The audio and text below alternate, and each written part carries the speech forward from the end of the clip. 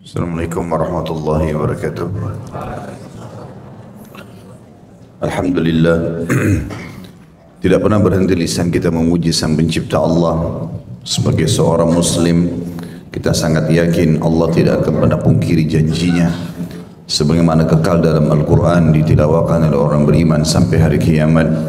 Inna Allah la yukhliful mi'ad. Allah tidak akan pungkiri janjinya. Sementara janji Allah bagi orang yang mengucapkan Alhamdulillah atau bersyukur disebutkan dalam surah Ibrahim, la in syakartum la azidannakum wa la in kafartum inna adabi lasyadid. Kalau kalian bersyukur kepadaku maka kau akan tambah nikmat-nikmat itu, dan kalau kalian kufur azabku sangat pedih. Juga selanjutnya kita panjatkan salam hormat kita penuh dengan cinta dan rindu kepada utusan Allah, orang yang telah membawa kepada kita hukum halal haramnya Allah, sehingga kita punya panduan hidup, tahu mana yang diperintahkan, yang dibolehkan oleh Sang Pencipta Allah dan yang dilarang. Juga mengucapkan satu kali salam hormat kepada manusia terbaik ini akan dibalas oleh Allah 10 kali tambahan rahmat dan juga dijadikan sebagai ibadah. Maka sangat wajar setelah memuji Allah Alhamdulillah kita panjatkan salawat dan taslim kepada Nabi besar Muhammad sallallahu alaihi wasallam. Melanjutkan bahasan kitab Adab Mufrad kita yang ditulis oleh Imam Bukhari rahimahullah, dan kita masuk ke bab 63. Baik, kita melanjutkan bahasan tentang keutamaan berbuat baik dengan tetangga. Dan dalam bab 63 ini, setelah kita membahas sebelumnya 61 dan 62 tentang larangan tidak bolehnya kita tidur kenyang sementara tetangga dalam keadaan lapar, itu ada di bab 61 yang Nabi SAW telah bersabda, laisal mu'minu alladhi yashba'u wa jaruhu ja'i'. Dan ini dirincikan supaya tetangga kita tidak lapar, sering berbagi makanan dan minuman, mengirim kepada mereka walaupun tetangga kita itu orang mampu. Itu dijelaskan di bab 62. Juga sudah kita sebutkan itu ya, di mana Abi Dzar berkata radhiyallahu anhu, "Awsani khalili sallallahu alaihi wasallam bi thalath." Kekasihku Rasulullah SAW telah mewasiatkan kepadaku.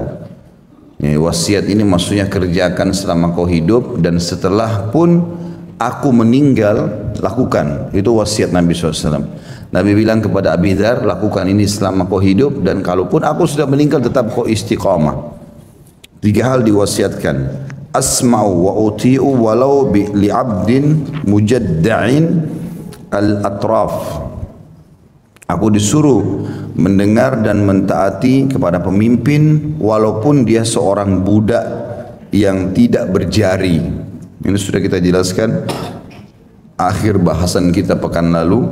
Alhamdulillah bahwasanya kita patuh kepada pemerintah adalah wajib hukumnya.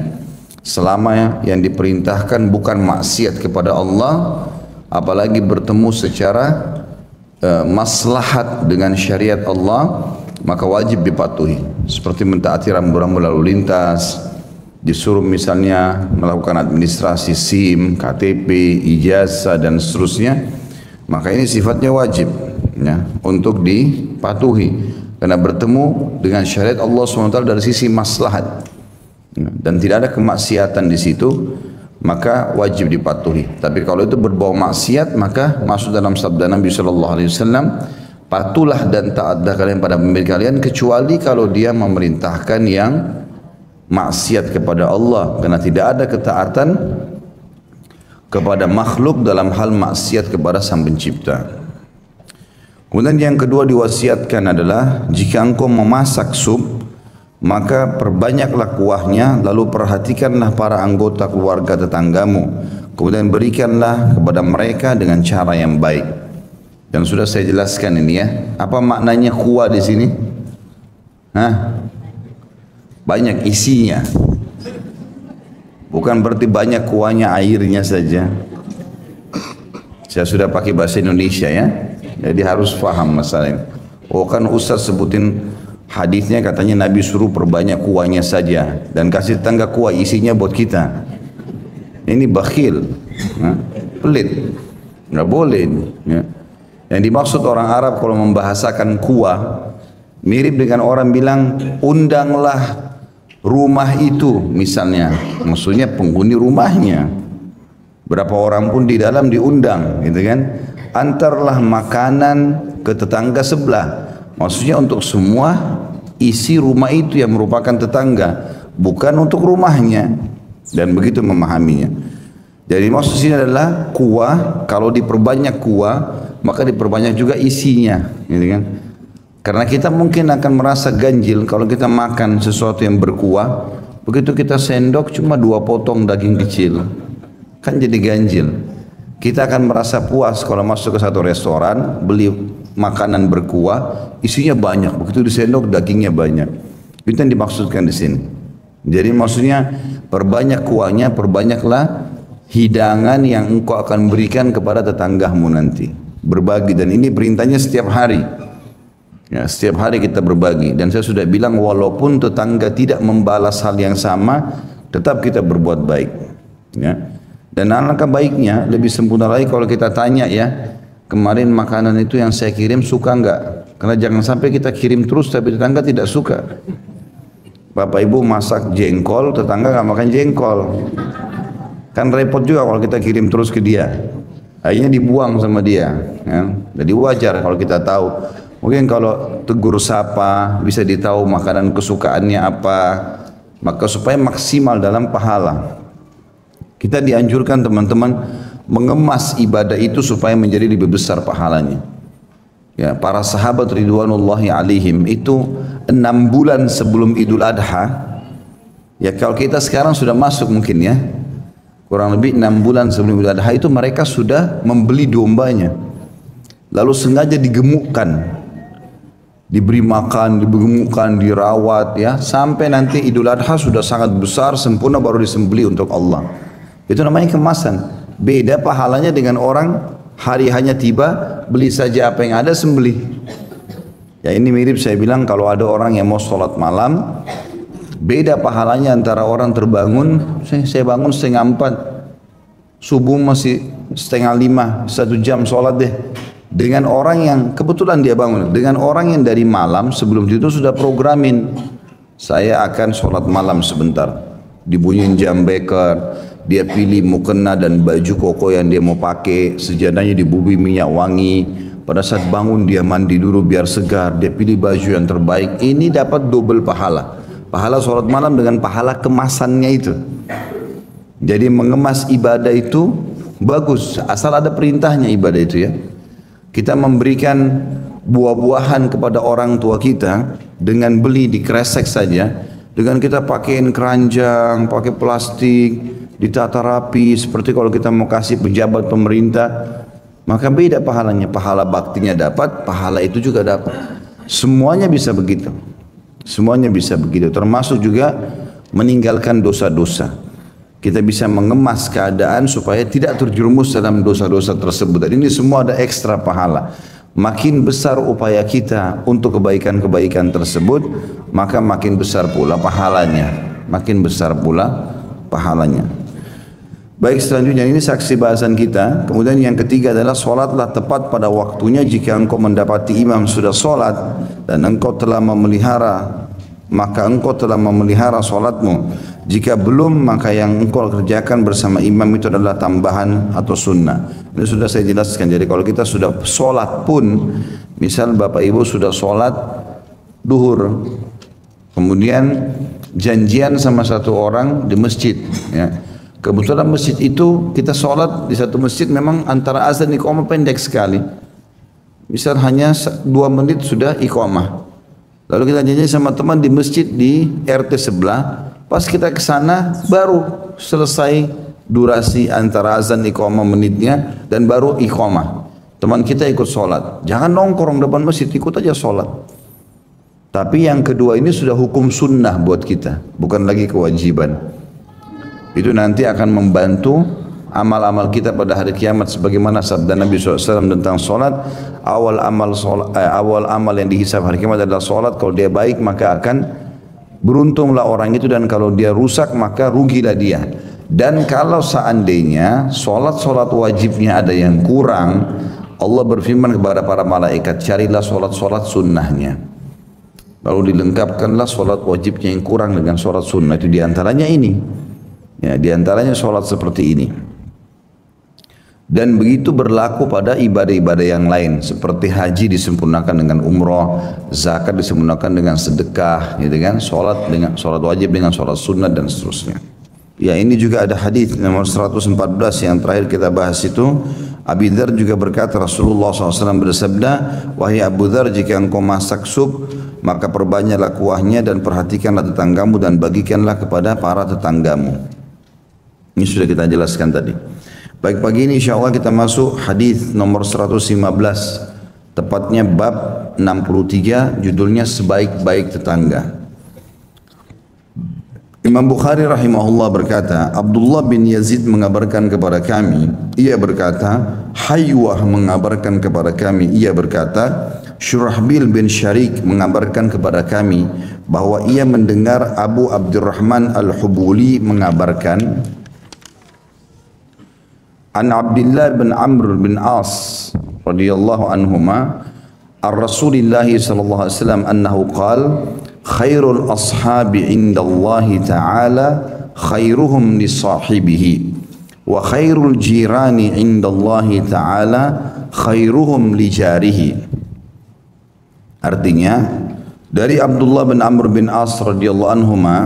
Jadi di sini walaupun tidak tertulis radhiyallahu anhuma, kita sebut ya. Kalau ada nama sahabat kita sebut. Kalau sahabat cuma satu orang radhiyallahu anhu, kalau sahabatnya dua radhiyallahu anhuma. Kenapa saya bahas ini radhiyallahu anhuma? Karena Abdullah sahabat, Amr bin As ayahnya sahabat. Bahasa Arabnya kita bilang radhiyallahu anhuma, berdua gitulah. Kalau rame-rame kita bilang radhiyallahu anhum. Kalau satu radhiyallahu anhu. Ya, ini kalau laki-laki ya. Kalau perempuan radhiyallahu anha, kalau satu radhiyallahu anhuma juga, kalau dua radhiyallahu anhunna kalau rame-rame. Misalnya para istri-istri Nabi radhiyallahu anhunna. Ya. Baik, dari Abdullah bin Amr bin As radhiyallahu anhuma, dari Rasulullah SAW bahwa beliau bersabda, sebaik-baik teman di sisi Allah Ta'ala adalah mereka yang paling baik terhadap temannya. Dan sebaik-baik tetangga di sisi Allah Ta'ala adalah mereka yang paling baik terhadap tetangganya. Mereka yang paling baik terhadap tetangganya. Baik, hadis mulia ini ada dua perintah dari baginda Nabi alaihi salatu wassalam. Ya, perintah yang pertama adalah Nabi SAW mengatakan khairul ashabi indallahi ta'ala khairuhum li sahibihi. Sebaik-baik sahabat dan teman ya, itu di sisi Allah adalah yang paling baik terhadap sahabatnya atau temannya. Ya, sebenarnya memang ada beda ya, sahabat sama teman beda. Kalau teman itu siapapun yang kita kenal, walaupun secara umum dan tidak dekat kita bisa katakan teman. Tetapi kalau sahabat ini sudah sangat rapat. Makanya dikatakan yang mendampingi Nabi SAW sahabat-sahabat beliau. Hadis ini juga menggunakan kalimat ashab. Perhatikan di situ ya. Menggunakan kalimat ashab, jamak daripada sahib. Ya, berarti sahabat di sini dimaksud. Sebenarnya terjemahan ini lebih tepatnya jangan teman, tapi sebaik-baik sahabat. Memang betul-betul orang yang sangat rapat. Yang dimaksud di sini sebaik-baik sahabat di sisi Allah Ta'ala. Di sisi Allah maksudnya Allah menilai dan memberikan pahala yang besar bagi setiap sahabat yang paling baik dengan sahabatnya. Di dalam Islam, saya syarahkan dulu poin ini. Di dalam Islam teman-teman kita disuruh mencari sahabat yang baik. Tetapi sahabat ini sesama jenis. Laki-laki sama laki-laki, perempuan sama perempuan. Kita kenal dalam istilah ukhuwah Islamiyah, persaudaraan dalam Islam ada dua. Ada ukhuwah yang umum, semua muslim kita anggap saudara kita.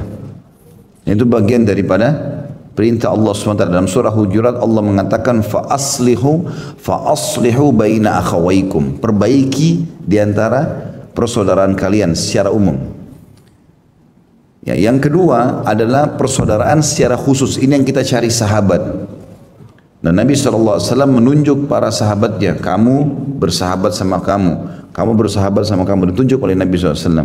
Seperti kasus Abu Darda dengan Salman Al-Farisi, gitu kan? Abdurrahman ibn Auf dengan Sa'ad ibn Ubadah radhiyallahu anhu ajma'in. Jadi memang dipersaudarakan seperti itu ya.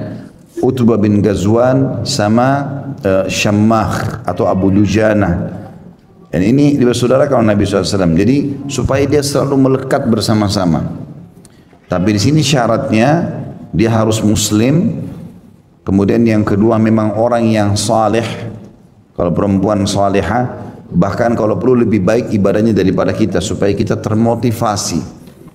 Karena kata Nabi SAW, al-mar'u ala dini khalili. Seseorang sesuai dengan agama sahabatnya. Kemudian ada adab-adabnya dalam persahabatan tersebut. Dia dahulukan saudaranya dalam kebutuhannya. Dia selalu menjenguknya kalau sakit, menanyakan kabarnya. Nabi SAW itu kalau habis sholat tanya, mana fulan, kok enggak ikut sholat? Nabi hafal satu persatu sahabatnya. Mereka bilang, oh lagi enggak ada ya Rasulullah. Ada yang tahu siapa tetangganya? Saya Rasulullah, coba cari tahu. Kalau sakit Nabi SAW ajak semuanya pergi jenguk. Seperti itulah. Jadi betul-betul persaudaraan itu erat sekali yang dibangun oleh Nabi SAW. Bahkan beliau mengatakan orang mukmin seperti satu jasad. Ya, kalau satu luka, misalnya jarinya kena pisau atau silet, seluruh badan ini akan demam. Memang seperti itu. Dan ini manfaatnya sangat besar. Kita berkumpul dan bersahabat dengan dia. Itu karena Allah subhanahu wa ta'ala. Dan kita berpisah juga karena Allah. Kalau sampai sahabat kita itu sudah jauh dari Allah, kita nasihatin dia nggak mau dengar, ya sudah kita tinggalkan karena Allah. Ya. Maka kita selalu bersahabat dengan dia. Dan kata Nabi SAW, Allah akan menyiapkan mimbar nanti di hari kiamat di mahsyar yang mengeluarkan cahaya yang sangat terang. Sampai membuat para nabi-nabi dan para syuhada cemburu. Lalu para sahabat mengatakan, ya Rasulullah, mimbar buat siapa itu? Kata Nabi SAW, orang-orang yang saling mencintai karena Allah.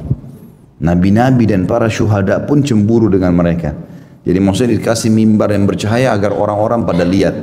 Dan juga kata Nabi SAW dalam sebuah hadis qudsi, Allah berfirman, pada hari kiamat nanti, mana orang-orang yang saling mencintai karena Allah, hari ini aku akan menaungi mereka, di bawah naungan tidak ada naungan kecuali naunganku. Jadi orang lagi kepanasan nanti di mahsyar. Bahkan dalam sebuah hadis dikatakan, dalam hadis sahih, kata Nabi SAW, orang akan tenggelam dengan keringatnya masing-masing tergantung kadar dosanya. Ada yang sampai mata kaki, ada yang sampai lutut, ada yang sampai perut, ada yang sampai tenggorokannya, ada yang tenggelam dengan keringat dia sendiri. Ya, dan Nabi SAW mengatakan dalam hadis lain, mereka akan menunggu hisab Allah selama 50.000 tahun. Ya, dan itu akan berat bagi orang-orang kafir dan akan ringan bagi orang-orang beriman, karena bagi orang beriman itu hanya seperti dari waktu asar sampai maghrib saja. Ada orang-orang yang tidak kena ya panas itu. Dari 7 golongan, diantaranya salah satunya adalah orang yang saling mencintai. 2 orang yang saling mencintai karena Allah, berkumpul karenanya dan berpisah juga karenanya. Ya, jadi ini punya keutamaan tersendiri. Dan ini berhubungan dengan bahasan kita. Kita disuruh cari sahabat, dan sahabat ini harus lebih baik daripada kita, dan kita bermuamalah yang baik dengan dia. Pernah satu kali ada orang yang datang kepada Umar bin Khattab radhiyallahu anhu lalu berkata, saya mencintai fulan. Kebetulan orang itu dianggap orang yang beribadah lebih baik dari dia gitu. Kemudian Umar berkata, apa kau sudah pernah safar dengan dia? Kata orang itu, belum. Kata Umar, kau belum mengenalnya. Ini salah satu pelajaran yang kita bisa ambil, persahabatan itu kelihatan dengan pengorbanan. Ya. Bahkan Imam Syafi'i mengatakan rahimahullah, siapa yang menganggap tidak akan terjadi permasalahan dengan sahabatnya, maka dia tidak normal. Karena pasti dalam berteman ada adaptasi.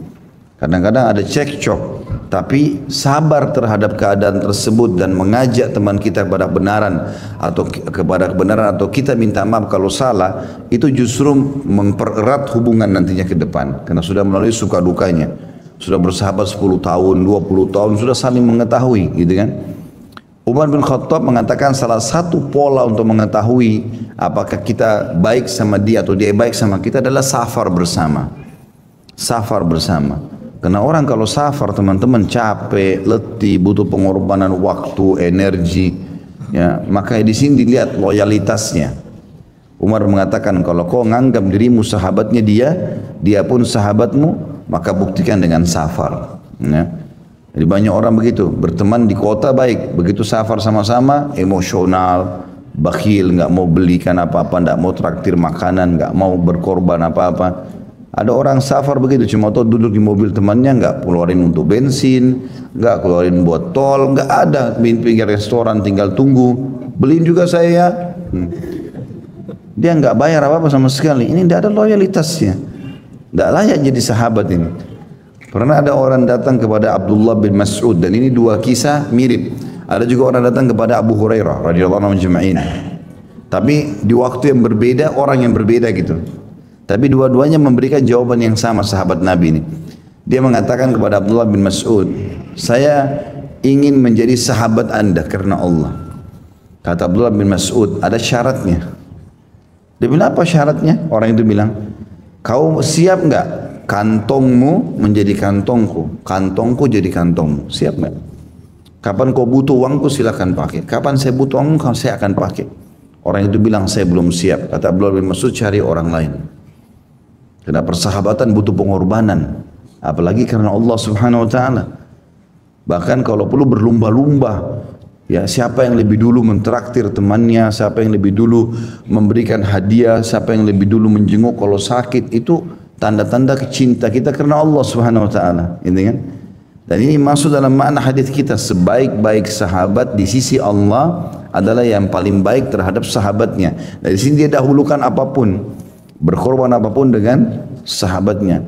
Dan ini penting teman-teman sekalian. Dan dengan adanya persahabatan seperti ini kita terbentuk komunitas-komunitas yang baik. Kita kalau pakai, saya misalnya pakai gamis begini, pakai kopiah, kalau saya jalan sendiri di jalan, beda kondisi kejiwaan saya kalau saya berdua jalan dua-duanya pakai gamis yang sama atau pakai kopiah. Kalau 3 orang, 5 orang, komunitas itu pengaruhnya besar karena akan membuat kita lebih percaya diri, dibandingkan kalau kita sendirian. Makanya Nabi SAW mengatakan selalulah berjamaah, selalulah berjamaah. Maksudnya buat kelompok-kelompok orang-orang baik, orang soleh, kumpullah kalian. Karena sesungguhnya serigala hanya akan mencuri domba yang sendirian. Domba tidak bisa melawan serigala. Tetapi kalau dia sendirian menyendiri dari kelompoknya, maka bisa disergap serigala. Kalau lagi rame-rame serigala juga takut. Seperti itu yang dimaksud adalah serigala sini syaitan. Bisa menyesatkan orang kalau dia sendirian. Tapi kalau ada temannya mengingatkan berbeda, gitu kan? Berapa banyak kisah dalam masalah ini luar biasa, kisah-kisah orang-orang saleh dulu. Sampai ada di antara mereka karena tulusnya mencintai saudaranya dalam Islam, sampai-sampai ya kalau saudara itu terjerumus dalam dosa, Allah mimpikan dia tentang kesalahan sahabatnya itu. Lalu dia ingatkan, saya mimpi kamu begini misalnya. Bahkan ada di antara sahabat janjian, mereka mencintai karena Allah, mereka sepakat siapa yang mati duluan, kalau Allah izinkan datang ke dalam mimpi temannya. Dan ada terjadi itu, ada terjadi. Yang pernah saya ceritakan dulu, waktu di awal-awal bab kita, bahasan kita, pernah ada sahabat begitu, dia janjian sama temannya, sahabatnya, siapa yang mati duluan di antara kita, kalau Allah izinkan dia datang dalam mimpi temannya. Meninggallah si A sama si B. Ini saya tidak temukan namanya dalam riwayat ya. Mungkin ada nama-nama beliau mereka disebutkan dalam riwayat lain, tapi riwayat yang saya baca nggak ada namanya. Cuma 2 orang sahabat. Kemudian meninggallah si A sama si B, meninggallah si B. Pada saat meninggal si B, maka si A mimpi dan didatangi oleh sahabatnya itu. Tetapi subhanallah dalam mimpi kan memang kita nggak bisa ngatur apa yang kita mau tanya, apa yang dia ceritakan kan. Begitu saja terjadi. Tapi dalam mimpi itu ternyata si A nanyain si B, bagaimana kabarmu? Dia bilang, alhamdulillah Allah sudah maafkan dosa-dosa saya dan Allah terima saya. Saya terdaftar termasuk ahli surga. Gitu kan? Tapi rupanya di leher si B ini ada bercak warna hitam. Dia tidak ceritakan, tapi si A lihat dalam mimpi itu tanpa direkayasa karena tiba-tiba saja bertanya, dia tanya, apa itu hitam di lehermu? Kata si B, ini utang saya 50 dirham yang belum saya bayar pada orang Yahudi. Namanya si Fulan, dan uang itu ada saya taruh di satu kantong yang saya taruh di ruang tamu rumah saya. pergilah ke rumah saya, ambil dan bayarkan utang saya itu. Dalam mimpi, tidak direkayasa, karena memang begitu saja terjadi. Kemudian dia bilang, ketahuilah, kata si B, sebelum si A bangun tidur, ketahuilah, apapun informasi tentang orang-orang yang kami kenal akan disampaikan kepada kami. Misalnya istri, misalnya suami, misalnya anak, misalnya sahabat, itu disampaikan. Sampai-sampai ada informasi diberitakan kepadaku kemarin, kalau kucing di rumah kami sudah mati. Kata si B yang meninggal ini. Bangun dan si A ini kaget dia, gitu kan? Maka dia pun mendatangi rumah sahabatnya, dia ucapkan salam, terus dia bilang sama istrinya, saya mimpi suamimu, ya, kemudian dia datang kepada saya, dia mengatakan dia punya utang. Bisa enggak saya cek tempat yang dia taruh uang itu sebagaimana dalam mimpi? Istrinya akhirnya masuk ke dalam rumah, dipersilahkan, kemudian masuklah di tempat itu. Tentu ini karena tidak boleh bertemu, bukan mahramnya gitu kan, maka si perempuan ini masuk ke dalam, dia pun ke ruang tamu lalu diperiksa, ternyata di tempat yang dia mimpi itu betul ada kantong, dihitung 50 dirham, didatangilah Yahudi yang disebutkan dalam mimpi, ternyata betul dia mengatakan iya sahabatnya punya utang, dibayarlah. Tapi sebelum dia tinggalkan rumah temannya ini, dia bilang sama istrinya, saya mau pamit pergi. Lalu istrinya di belakang hijab mengatakan, iya silakan. Tapi ada yang saya mau tanya, apakah terjadi sesuatu di rumah kalian selain meninggalnya sahabatku ini? Maka istrinya yang punya rumah itu bilang, tidak ada, kecuali kemarin kucing kami mati. Ya, artinya memang orang yang mati disampaikan informasi tentang keluarganya segala macam, tapi dia tidak bisa berbuat apa-apa lagi. Dia hanya sekedar menerima informasi. Tapi ini contoh saja, saking dekatnya persahabatan mereka sampai seperti itu. Ya, sampai seperti itu. Kemudian teman-teman yang kedua adalah sebaik-baik tetangga di sisi Allah Ta'ala adalah mereka yang paling baik terhadap tetangganya. Ini juga maknanya hampir sama dengan tadi ya. Jadi artinya yang paling baik, yang paling besar pahalanya di sisi Allah, yang paling Allah ya balas dengan pahala yang besar, Allah berikan rezeki yang luas ya, Allah mudahkan urusannya, yang paling baik dengan tetangganya. Paling baik artinya dia selalu mendahului kebaikan buat tetangganya. Ya, dia selalu mendahului berikan makanan, dia selalu mendahului menegur sapa, dia selalu yang dahulu menjenguknya, kalau sakit dan seterusnya, ini dia mendahului itu semua. Ya. Tapi di sini itu ada batasan-batasan ya masalah tetangga ini.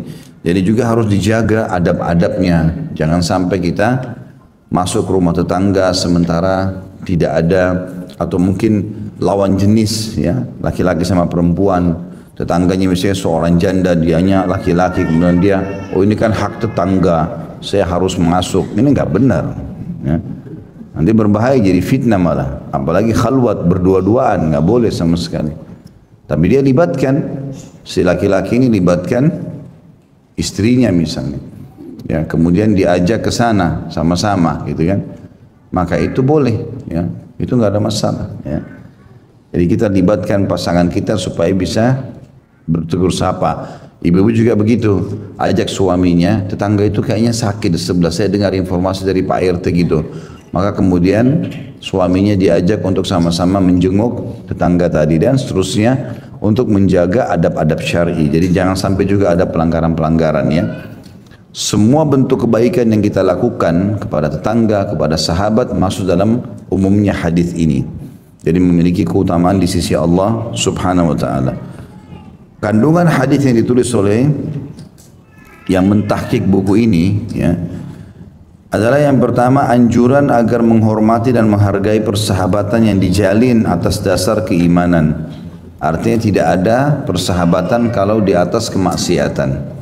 Karena Allah menyebutkan di dalam Al-Maidah surah nomor 5 ayat 2, A'udzubillahi minasyaitonirrajim, potongan ayatnya, wa ta'awanu 'alal birri wat taqwa wa la ta'awanu 'alal itsmi wal 'udwan wattaqullaha innallaha syadidul iqab. Ya. Kita diperintahkan untuk bekerja sama, saling dukung-mendukung dalam kebaikan dan ketakwaan. Dan janganlah kalian saling dukung-mendukung dalam kemaksiatan dan perbuatan keji, dan bertakwalah kepada Allah, ketahuilah Allah maha keras siksanya. Baik, yang kedua, ini anjuran agar menjaga tetangga dan berbuat baik kepadanya, mirip tadi dengan Sama yang saya bilang tadi, sudah saya syarahkan panjang lebar tentang masalah bermuamalah yang baik, bagaimana kita mendahului tetangga dan sahabat kita dalam perbuatan-perbuatan kebaikan, baik dalam memenuhi kebutuhannya atau bertegur sapa atau ya menjenguknya pada saat sakit dan seterusnya. Ini sebaik-baik tetangga. Kita masuk ke bab selanjutnya 64, tetangga yang saleh. Masih mirip dengan sebelumnya ya.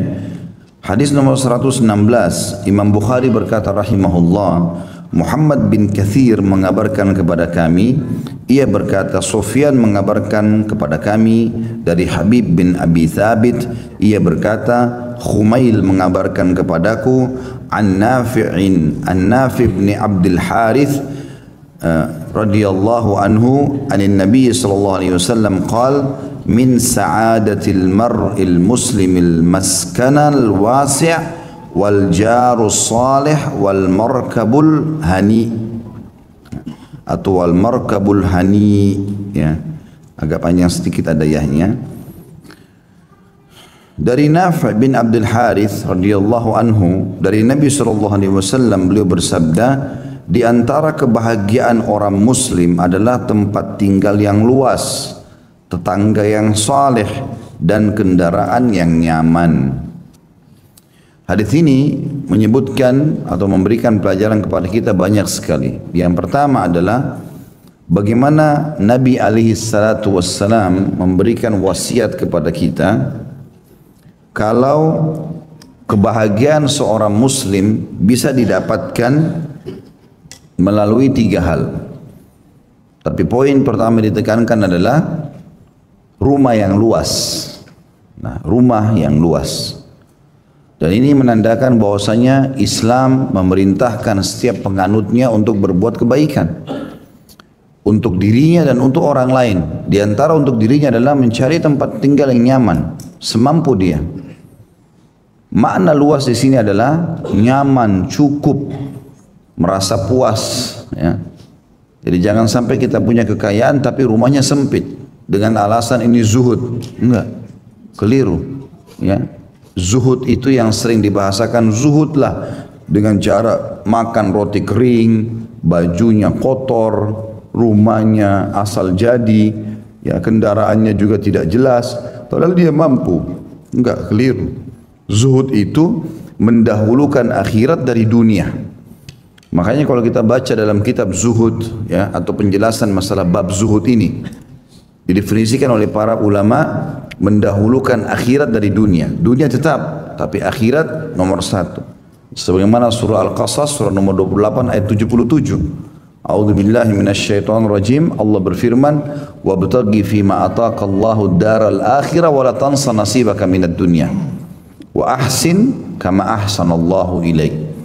Kejarlah apa yang Allah janjikan di akhirat nanti dan jangan lupakan bagianmu dari dunia, ya, dan berbuat baiklah sebagaimana Allah berbuat baik kepadamu. Dari kita disuruh kejar akhirat, tapi dunia jangan ketinggalan. Kita berpenampilan yang bersih, makanan yang sehat, badan yang pakaian yang rapi, rumah yang luas. Bahkan dalam hadis ini nanti disebutkan ya, termasuk tunggangan atau kendaraan yang bagus.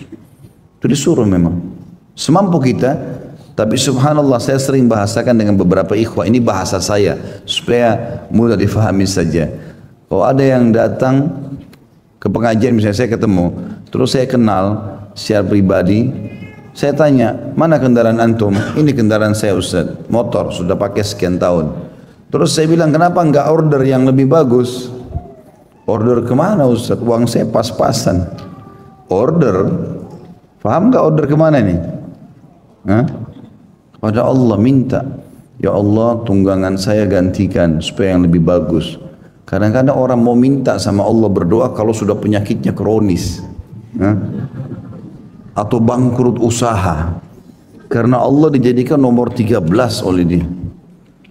Kalau sakit dokter ini, dokter itu, sibuk dokter, enggak sembuh. Dok, kenapa saya enggak sembuh? Oh, obatnya sudah habis, enggak pernah dia wudu. Ya, paparkan sejadah, sujud, minta sama Allah.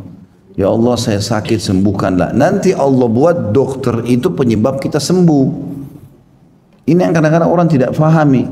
Yakin Bapak Ibu sekalian kalau sebelum ke dokter berdoa dulu minta Allah sembuhkan, Allah jadikan kesembuhan nanti. Kadang-kadang kita nggak lakukan itu. Nanti kalau sudah dokter vonis, maaf Pak, Ibu umurnya tinggal 2 minggu. Nah, baru sholat tahajud tuh. Jadi Allah terakhir keliru. Makanya Allah mengajarkan kita baca doa sebelum makan, sebelum tidur, ya nggak?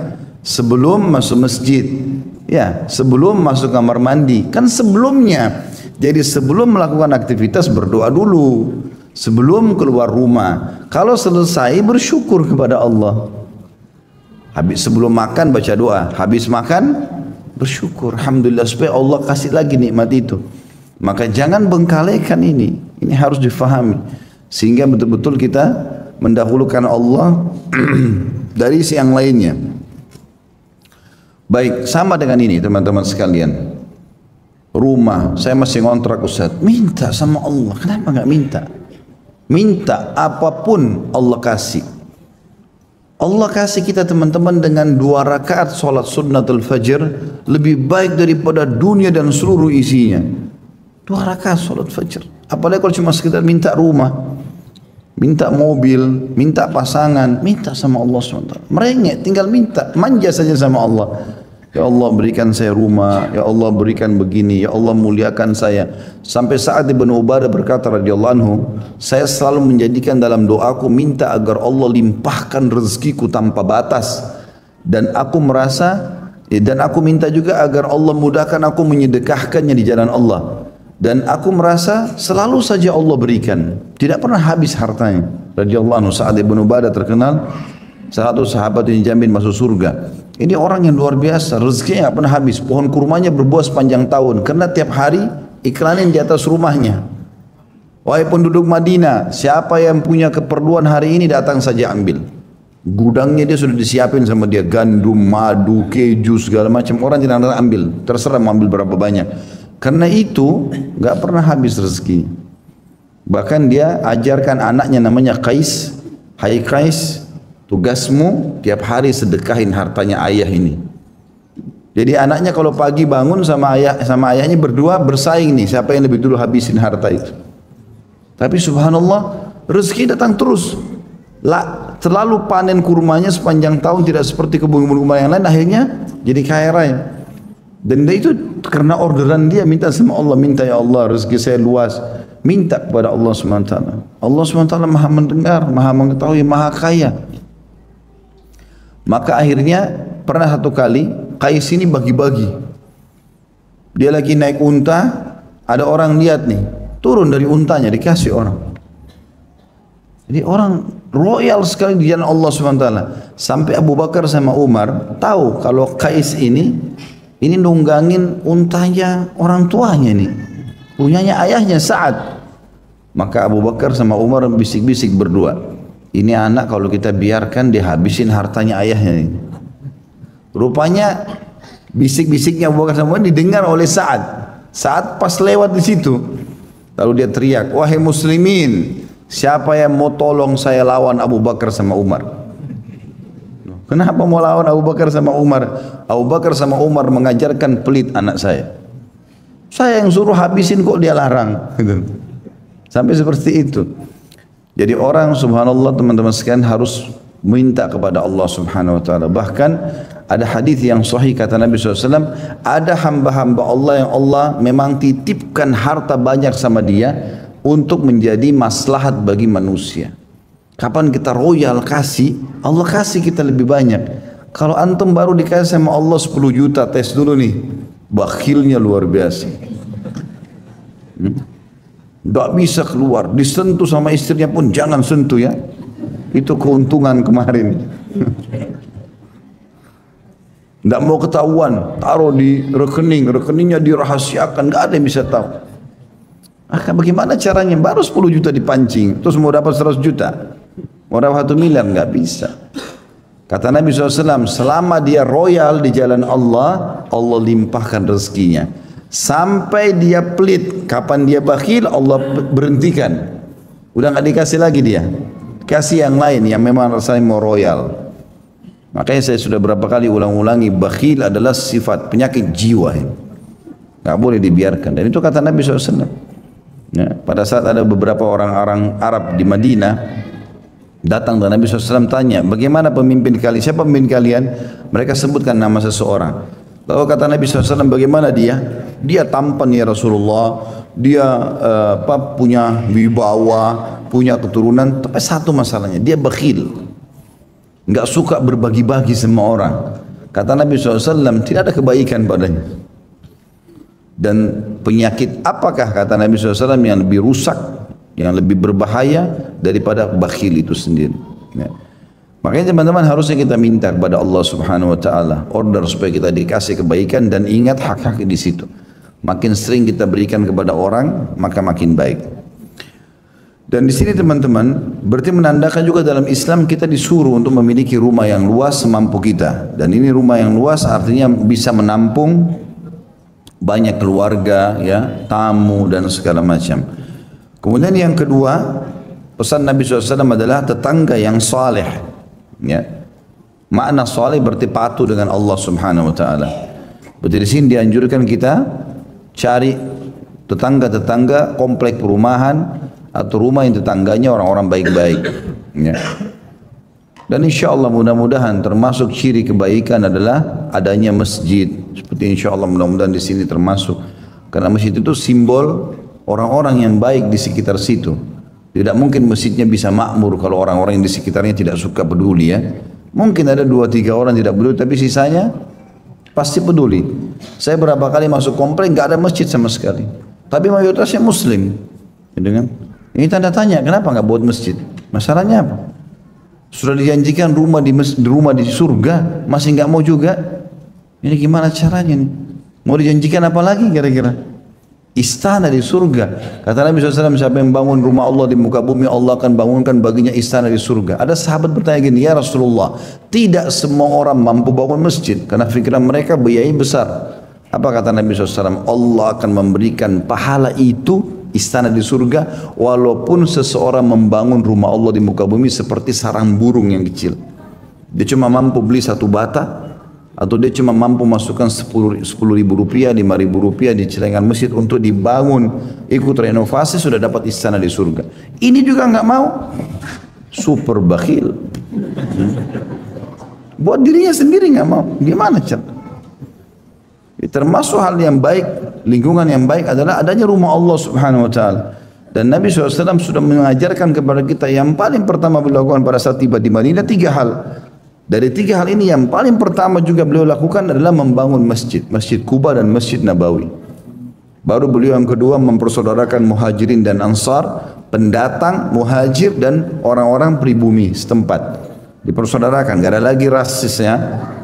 Ini kalian kebetulan lahir di kota ini, tapi ini semua buminya Allah. Semua muslim bersaudara. Maka orang-orang ansar menyambut muhajirin dengan luar biasa.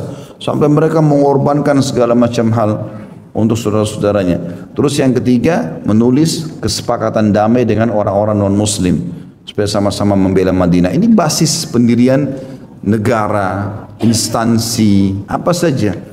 Teman-teman kalau punya perusahaan, ada musallahnya. Buat musallah untuk pegawai, karena mereka yang masuk sholat itu jadi baik. Ya, jadi baik itu.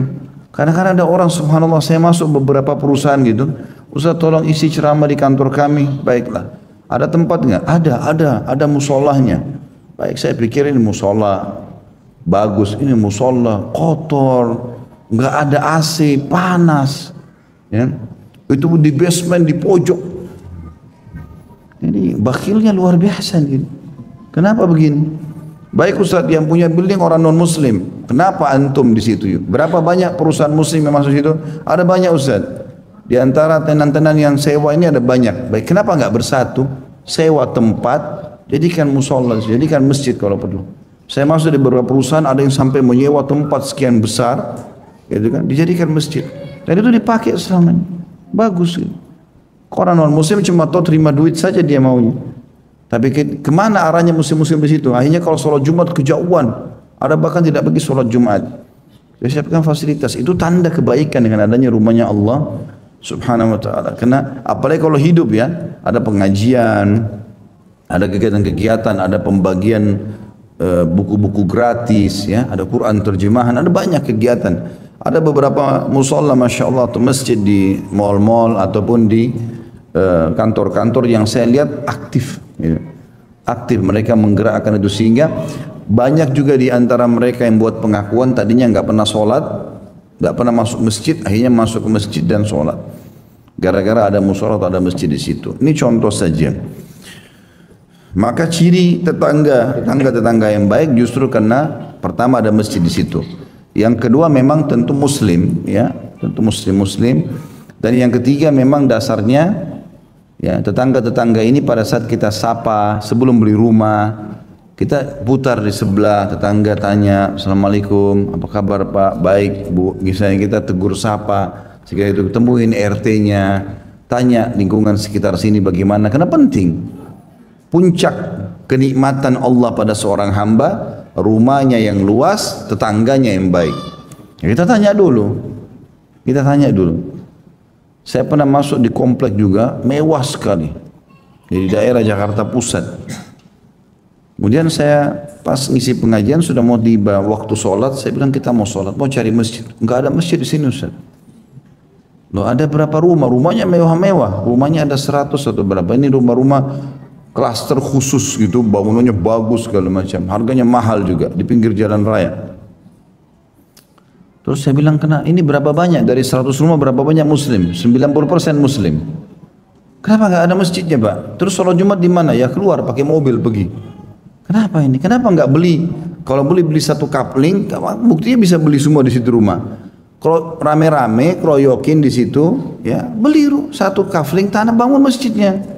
Atau minta fasumnya, mana fasumnya? Kan harus selalu ada fasum ya. Iya kan ya? Kalau orang bangun komplek harus ada fasum kan? Fasilitas umumnya. Bisa minta lalu kita bangunin. Jangan biarkan ini. Akhirnya sholat bukan cuma 5 waktu, sholat Jumat pun bisa tidak dikerjakan akhirnya. Padahal anak-anak bisa aktif di situ, ada TPA, ya bisa hidup. Ini semua ciri-ciri tentang keberadaan lingkungan yang sehat. Kemudian yang ketiga, wasiat Nabi SAW adalah markabul hani, artinya kendaraan yang nyaman atau tunggangan yang nyaman. Berarti boleh seseorang pakai mobil yang mewah, boleh. Kaidahnya dalam Islam begini, la ifrat wa la tafrid. Tidak terlalu perhitungan, tidak juga terlalu boros. Di tengah-tengah. Mereka ada di tengah-tengah. Kita beli mobil pada saat butuh, teman-teman beli yang paling bagus, nggak apa-apa. Tapi nggak usah koleksi mobil, mubazir nanti. Ada orang sampai 10 koleksi mobil di rumah. Kalau dia butuh di rumah mungkin cuma 2, dia, istrinya sama anak-anaknya, cukup 2. Yang 8 jadikan masjid, jadikan modal usaha, jadikan sesuatu yang bermanfaat. Untuk apa disimpan gitu? Hanya untuk dilihat, dipajang, sayang, gitu. Jadikan masjid. Mungkin 2 mobil, 3 mobil sudah jadi masjid di tempat-tempat orang muslimin butuhkan. Jadi amal jariah dia. Jadi tunggangan yang baik perlu. Boleh nggak Ustaz? Saya baru beli mobil tahun lalu, saya mau ganti sekarang karena yang serial sekarang lebih bagus. Silahkan, hak Anda itu. Yang penting jangan mubazir, gitu kan? Jangan coba hanya sekedar ya ikut-ikutan sama orang. Temannya beli merek ini, kemudian dia ikut juga beli merek itu. Ya, atau merasa tersaingi dengan sesama direksi di perusahaan misalnya, atau sesama orang-orang di yayasan, parkir depan masjid mobilnya baru, kayak saya juga mau ganti sama dia. Niatnya bersaing, ya jangan. Kalau niatnya mau menikmati silahkan. Dan kita orang-orang yang belum Allah kasih jangan hasud, jangan iri. Oh Masya Allah, Allah berikan kau rezeki. Ingat, order. Ya Allah, Allah engkau kasih dia mobil, kasih juga saya mobil, gitu. Kenapa dia pakai mobil baru? Mudah-mudahan tabrakan. Hasad, a'udzubillah. Iri, pas mundur kena batu, rasain tuh. Siapa suruh pakai mobil baru? Lu apa hubungannya? Orang pakai mobil baru.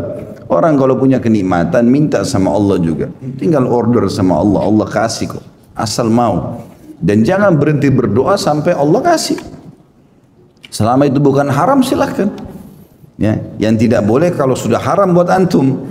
Ada seorang wanita sudah dinikahi oleh laki-laki, ya Allah buat dia cerai, ya nggak boleh. Sudah haram kan gitu. Tapi kalau masih boleh silakan berdoa sampai Allah kasih, ya kan? Karena memang kata para ulama, orang kalau sudah berdoa begitu dia bilang Allahumma atau Rabbi, dia sudah ucapkan wahai Tuhanku, itu sebenarnya sudah garis start. Itu sudah ada garis finishnya. Cuman tinggal berapa kali antum berdoa. Seringkali ada orang mungkin tinggal 2 hari dia berdoa tapi dia berhenti. Maka tidak dikasih sama Allah. Dia dapat pahala tapi nggak dikasih. Sebagaimana sabda Nabi SAW, yustajabu li ahadikum malam ya'jal. Pasti Allah terima doa seseorang dari kalian selama dia tidak tergesa-gesa. Maka para sahabat penasaran, wa kaifa ya'jal ya Rasulullah? Bagaimana cirinya orang yang tergesa-gesa itu? Kata Nabi SAW, yaqulu da'utu wa lam yustajabu li fatarakat doa. Dia bilang saya sudah berdoa, saya sudah sampaikan, tapi belum ada jawabannya. Lalu dia tinggalkan doa. Ini orang buru-buru. Bahkan kata Nabi SAW, pasti diterima doa setiap muslim hanya melalui salah satu dari 3 tahapan. Bisa Allah berikan langsung. Ya Allah sembuhin saya, Allah sembuhin penyakitnya. Dengan cara dia ketemu dokter, cocok, selesai. Atau dia minta rezeki, Allah kasih dia pekerjaan. Dia minta jodoh, Allah mudahkan dia menikah. Atau kata Nabi SAW, yusraf anhusu, Allah hilangkan keburukan yang akan menimpa dia. Jadi doa antum itu tidak ada yang sia-sia. Kalau bukan Allah kasih langsung, Allah hilangkan musibah. Mungkin sesuatu yang akan menimpa tidak jadi gara-gara doa kita. Rutinkan Rabbana atina fid dunya hasanah. Doa apa saja kebaikan-kebaikan. Ya Allah berikan aku yang apa yang diminta oleh Nabi SAW. Di antara doa yang mulia jangan luput itu ya. Selalu ucapkan. Ada seorang sahabat mengatakan, ya Rasulullah, ajarkan aku doa menggabungkan semua kebaikan. Nabi SAW bilang, bacalah, Allahumma inni as'aluka khaira ma sa'alaka minhu nabiyyuka wa abduka Muhammadin sallallahu alaihi wasallam. Ya Allah, aku memohon kepadamu semua kebaikan yang pernah diminta dan dimohon oleh utusanmu dan hambamu Muhammad sallallahu alaihi wasallam. Wa a'udzu bika min syarri ma sta'adzaka minhu nabiyyuka wa abduka Muhammadin sallallahu alaihi wasallam. Dan aku berlindung kepadamu dari semua keburukan, tidak terkecuali yang pernah nabimu dan hambamu Muhammad sallallahu alaihi wasallam berlindung darinya. Wa antal musta'an, engkaulah tempat kami minta tolong. Wa alaikal balak, dan darimulah penerimaan. Itu doa yang luar biasa, menggabungkan semua kebaikan. Jadi kita bisa minta seperti itu, ya. Kita minta kepada Allah Subhanahu wa taala. Jadi bisa kita order. Kemudian yang ketiga, ya, dari doa itu yuddahar lahu yaumal qiyamah. Allah simpan yang dia akan panen dalam bentuk pahala pada hari kiamat. Riwayat lain menjelaskan, nanti akan datang hamba-hamba Allah pada hari kiamat yang suka berdoa di dunia, dijadikan rutinitasnya, akan diberikan pahala bergunung-gunung. Lalu dia berkata, dari mana ini? Perasaan saya nggak pernah buat nih. Maka kata para malaikat, ini doa-doamu yang kau panjatkan selama di dunia yang belum diberikan jawabannya di dunia. Maka pada saat itu kata Nabi SAW, mereka semua berharap semua doanya di dunia belum dikasih. Dia terima dalam bentuk pahala di akhirat. Jadi bisa dikasih langsung, ya, atau dihilangkan keburukan atau disimpankan pada hari kiamat. Maka nggak ada yang sia-sia. Berdoa, minta saja kepada Allah SWT. Selama bukan haram, Allah akan berikan insya Allah. Di sini tunggangan, berarti boleh saja tadi saya bilang kita memiliki tunggangan yang terbaik sesuai dengan kemampuan kita tentunya. Dan jangan juga kita mampu tapi kita tidak, ya, melakukan ini dengan alasan biarkan saya merasakan susahnya hidup. Jangan. Kalau bisa enak kenapa enggak? Nabi SAW makan daging, gitu kan? Wah, ada yang bilang makan roti kering saja. Jangan, roti kering keras, giginya sakit nanti. Kenapa enggak roti lembut? Yang penting halal, gitu kan? Nah, Nabi SAW makan daging kambing. Nabi SAW berpoligami, punya rumah. Beliau meninggal dengan meninggalkan 9 orang istri. Setiap istri punya rumah, setiap rumah punya unta. Unta itu kayak sekarang mobil Alphard itu. Hah? Banyak tunggangan. Nah, kalau mampu kenapa enggak? Tapi saya bilang jangan mubazir. Tak boleh berlebihan, gitu kan? Seperti itulah Allah alam. Ini yang disebutkan atau saksi bahasan kita adalah yang kedua, kenikmatan puncak seorang muslim, kebahagiaannya ada juga pada tetangga yang baik. Yang sudah kita sebutkan tadi, ciri-ciri tetangga yang baik. Sekarang kita sebutkan lawannya, tetangga yang buruk. Ya. Tapi sebelumnya saya akan baca dulu kandungan hadis. Tetangga yang soleh merupakan nikmat yang sangat besar bagi seseorang. Karena itu hendaklah bersyukur kepada Allah atas hal itu. Demikian juga rumah yang luas dan kendaraan yang baik.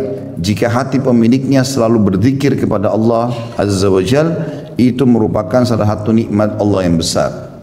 Bab nomor 65. Tetangga yang buruk. Imam Bukhari rahimahullah berkata, Sadaqa mengabarkan kepada kami, ia berkata, Sulaiman mengabarkan kepada kami, ia adalah Ibnu Hayyan dari Ibnu Ajlan dari Sa'id an Abi Hurairah radhiyallahu anhu qala kana min du'ain Nabi sallallahu alaihi wasallam Allahumma inni a'udzu bika min jaris su'i fi daril muqam fa inna jarad dunya yatahawwal. Dari Abu Hurairah radhiyallahu anhu ia berkata, di antara doa Nabi sallallahu alaihi wasallam adalah Allahumma inni a'udzu bika min jaris su fi daril muqami fa inna jarad dunya yatahawwal. Ya Allah, aku berlindung kepadamu dari tetangga yang jahat di akhirat, karena tetangga di dunia akan berpindah. Di sini ada penjelasan kosakata dulu. Darul Muqam, negeri tempat tinggal. Tetangga yang buruk di negeri tempat tinggal lebih pantas dihindari karena kemungkinan gangguan yang diberikannya dan selalu menimbulkan dugaan akan memberikan gangguan setiap waktu. Ini justru lebih berat daripada gangguan itu sendiri. Ini penjelasan Darul Muqam dulu. Hadis ini memberikan pelajaran kepada kita tentang hal yang penting berhubungan dengan masalah keburukan tetangga. Sampai-sampai Nabi SAW berlindung dari tetangga yang buruk. Dan yang dimaksud dengan ya Allah aku berlindung kepadamu dari tetangga yang jahat nanti di akhirat, bukan berarti di akhirat nanti orang akan bertetangga. Maksudnya surga, ada surga dan neraka. Orang kalau sudah masuk surga semuanya orang baik. Bisa bermakna ini yang dimaksud adalah tetangga di akhirat, tetangga pada saat menunggu di mahsyar.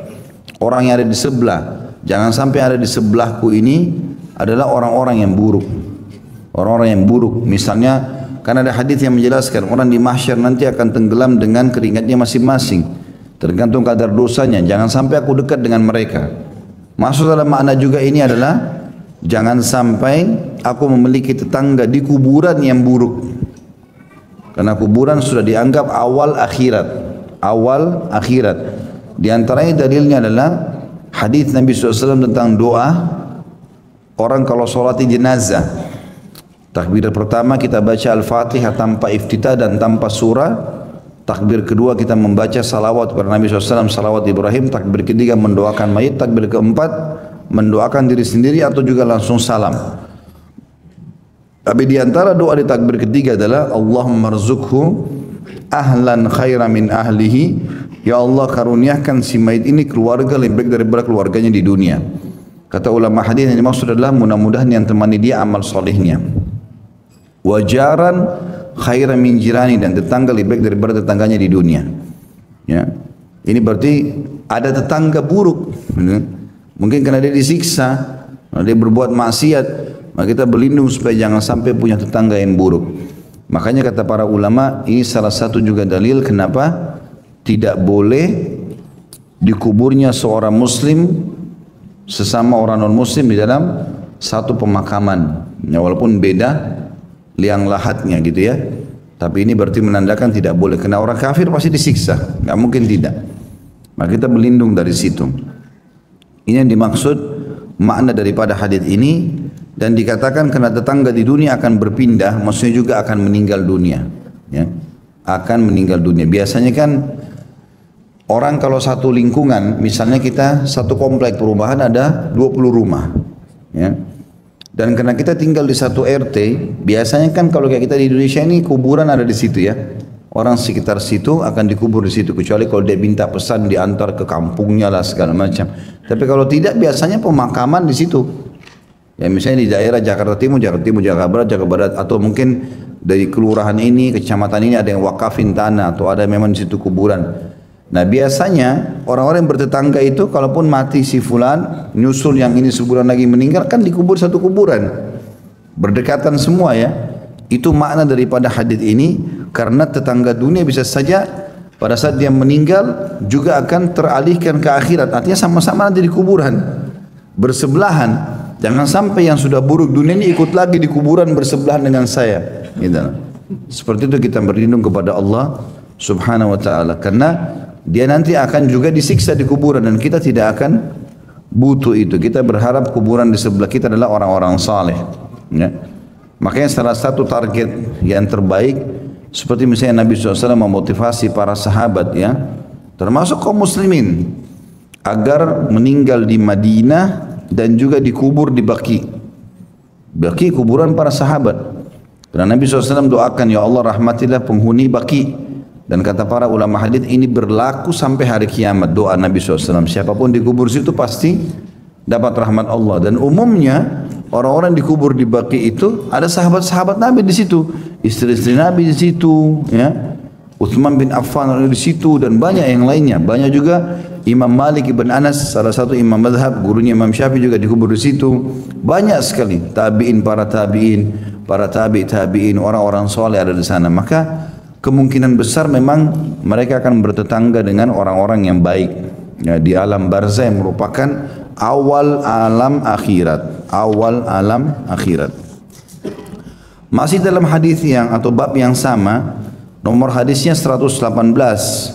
Imam Bukhari berkata rahimahullah, Makhlad bin Malik mengabarkan kepada kami, ia berkata, Abdurrahman ibn Magra mengabarkan kepada kami, ia berkata, Barid bin Abdullah mengabarkan kepada kami dari Abu Burdah an Abi Musa radhiyallahu anhu qala Rasulullah sallallahu alaihi wasallam la taqumu as-sa'atu hatta yaqtulu ar-rajulu jarahu wa akhahu wa abah.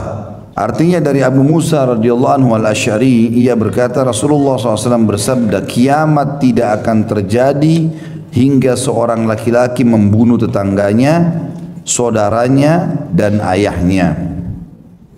Kandungan hadis ini adalah di antara tanda-tanda kecil terjadinya kiamat. Kan tanda-tanda kiamat ada tanda-tanda kiamat besar, ada tanda-tanda kiamat kecil. Tanda-tanda kiamat kecil adalah meluasnya pembunuhan. Hal ini tidak berarti peperangan yang dilakukan kaum muslimin terhadap orang-orang kafir.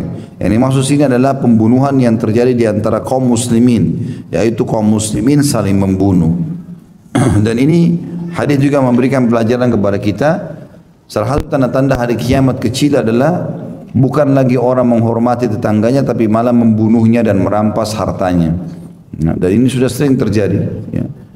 Di zaman-zaman kita sekarang pun banyak orang yang melakukan seperti itu. Tetangga dijahati, ya, dihasut, ya, bahkan banyak hal lah ya, diganggu. Nah, ketidaknyamanan terjadi karena justru keburukan akhlaknya tetangga ini. Maka di sini kata Nabi SAW tidak akan terjadi kiamat, maksudnya tanda-tandanya akan datang sebelum kiamat sampai seseorang membunuh tetangganya sendiri. Ya, mestinya dia berbuat baik, mestinya dia santun, malah dia membunuhnya. Bahkan bisa membunuh saudara kandungnya dan juga ayahnya. Ini hadis juga memberikan pelajaran penting buat kita, bahwasanya nanti mendekat hari kiamat makin buruk akhlak manusia, dan ini dari kaum muslimin, bukan umumnya manusia, dari kaum muslimin, ini dari umat Muhammad sallallahu alaihi wasallam. Jadi tadinya mereka sudah harus tahu keutamaan tetangga, malah mereka merusak, malah mereka membunuh, dan ini keburukan ya. Tentu tanda-tanda kiamat ada dua, ada besar ada kecil. Kalau yang kecil ada yang sudah terjadi, ada yang sedang terjadi, ada yang belum terjadi. Ini pernah saya kasih gambaran global, saya ulangi lagi. Kalau tanda-tanda kiamat kecil yang sudah terjadi adalah lahirnya Nabi SAW, diutusnya Nabi SAW, dan meninggalnya Nabi SAW. Karena beliau mengatakan hitunglah 6 hal, itu adalah tanda-tanda kiamat. Di antaranya lahirnya beliau, diutusnya beliau dan meninggalnya beliau. Ini sudah terjadi semuanya. Kemudian tersebarnya penyakit taun yang akan merenggut banyak jiwa orang beriman. Ini juga sudah terjadi di zaman Umar radhiyallahu anhu. Kemudian dibebaskannya Palestina. Ya, dari kekufuran, itu juga terjadi di tahun 15 atau 16 di masa kerajaan Umar bin Khattab radhiyallahu anhu. Dan ini Tanda-tanda kiamat ada semua yang sudah terjadi. Yang sedang terjadi, masuk dalamnya adalah hadis Nabi SAW. Tidak akan terjadi kiamat sampai khamar terhalalkan, khamar dan perzinahan terhalalkan, dan diubah namanya menjadi nama yang lain. Ya, kayak kita sekarang diskotik, karaoke, ya itu diganti dengan hiburan. Jadi kesannya bukan perzinahan, padahal jelas-jelas laki-laki masuk, dia bisa sewa ruangan sendiri, dia bisa duduk sama perempuan bukan mahramnya, ditemani sekian jam, bayar dan seterusnya. Maka terjadi perzinahan, bagaimana tidak? Ruangan dingin, remang-remang, nyanyi-nyanyi cinta, apalah segala macam, ya. Maka syaitannya pun menari-nari di situ, ya. Makin menggoda. Diskotik juga begitu. Oh, ini hiburan anak muda, remaja, segala macam. Dusta. Bahkan perempuan digratisin segala macam. Masuk di dalam, orang cari pasangan, berzina. Dan ini sepupunya semua sama nih, khamar, sepupunya zina, ya. Mabuk-mabukan, nanti berantem, bunuh-bunuhan. Ini semua saudara sepupu semua ini, ya. Satu dibuat, yang lainnya ikut. Kalau sudah masuk diskotik, mabuk bergabung sama zina. Zina juga berhubungan dengan masalah perkelahian, pertengkaran dan seterusnya. Ribut rumah tangga lah, ribut antara ini dan itu dan segala macam hal yang terjadi. Ya, ini yang dimaksud juga dengan masalah tanda-tanda kiamat yang sedang terjadi. Juga dalam hadis dikatakan tidak akan terjadi kiamat sampai banyak laki-laki yang menyerupai perempuan dan perempuan menyerupai laki-laki.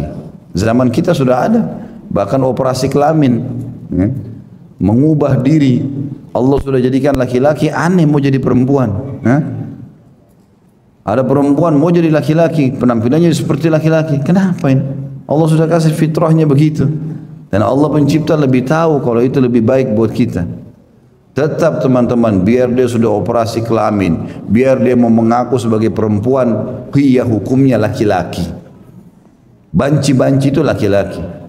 Ada laki-laki atau perempuan. Allah bilang, A'udzubillahi minasyaitonir rajim, ya ayuhan nas, inna khalaqnakum min dzakarin wa untha.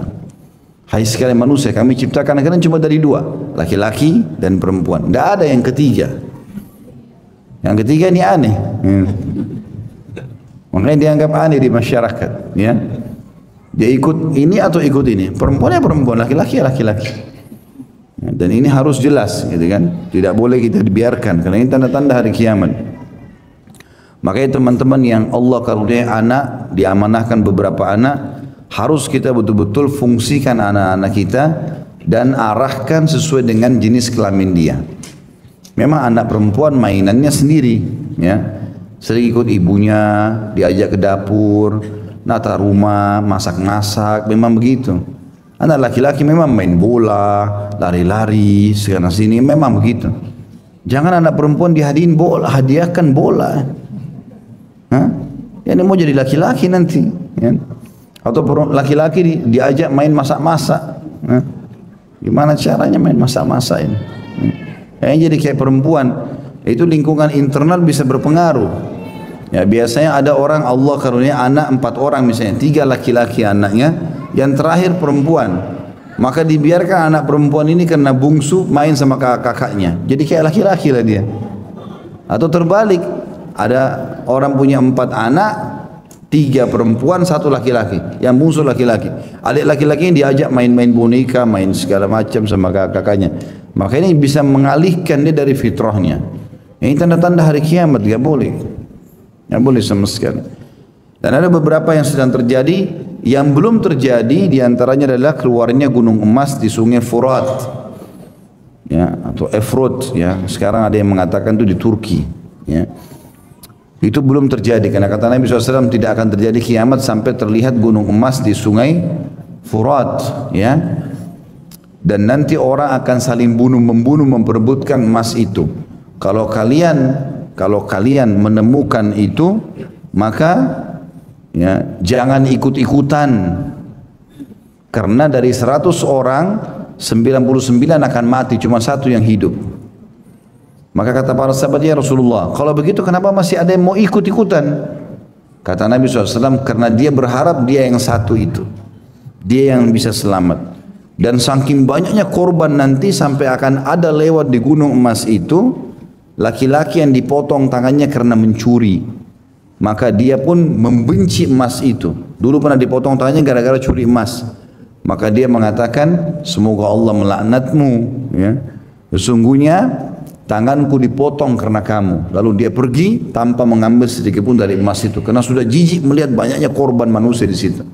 Itu nanti akan tanda-tanda hari kiamat, ya. Kemudian kembalinya Jazirah Arab subur. Sekarang kita tahu Jazirah Arab umumnya padang pasir, panas. Maka akan kembali subur, dan itu sudah mulai tanda-tandanya.